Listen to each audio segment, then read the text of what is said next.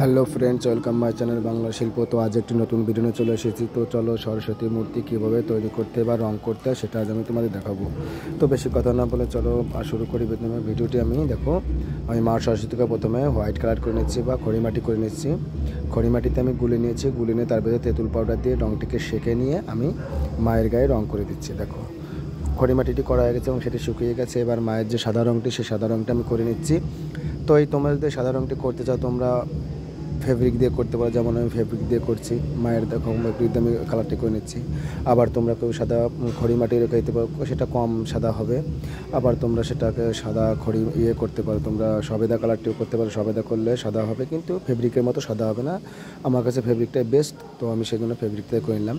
এবার দেখো মায়ের গায়ে যে শেডটা দেওয়া, সেই শেডটা আমি দিয়ে নিচ্ছি। এটা আমি দিচ্ছি পিঙ্ক কালার দিয়ে, শুকনো যে পিঙ্ক কালার বা গুঁড়ো যে গোলাপি কালার, সেই গোলাপি কালারটি দিয়ে আমি শেড করছি। তোমরা ডিপ কালার দিয়ে করতে পারো, হলুদ দিয়ে করতে পারো, যা যেটা খুশি সেটা করতে পারো। তবে আমার কাছে বেস্ট হয়েছে যে পিঙ্ক কালারটা। মায়ের তো পিঙ্ক কালার দিয়ে আমি শেড করেছি। দেখো মায়ের পায়ের নিচেরটা একটু হালকা পিঙ্ক কালার করে দেখতে খুব সুন্দর হবে এটা, যার জন্য আমি এটি করে দিলাম। তো মায়ের শেড করা হয়ে গেলো। এবার দেখো মায়ের হাতের ভেতর আমি লাল কালার করে দিচ্ছি। এই লাল কালারটাও ফেব্রিক কালার দিয়ে করছি। তোমরা এটি লাল কালার না করে তোমরা হাতের ভেতর শেড করতে পারো। শেড করে হাতের যে রেখাগুলি, সেই রেখাগুলোও দিয়ে দিতে পারো। তো দেখো মায়ের হাতের কালারটা আমি করে নিয়েছি, দু হাতেরই কালার করে নিয়েছি।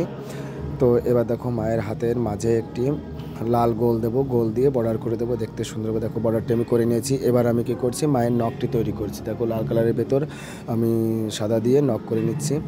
তো এরকম সরস্বতী মূর্তি যদি তোমাদের কারো প্রয়োজন হয় তাহলে অবশ্যই আমার সঙ্গে কন্ট্যাক্ট করতে পারো। ডেসক্রিপশান বক্সে আমার নাম্বার দেওয়া আছে, সেখান থেকে তোমরা কন্ট্যাক্ট করতে পারো বা SMS করতে পারো।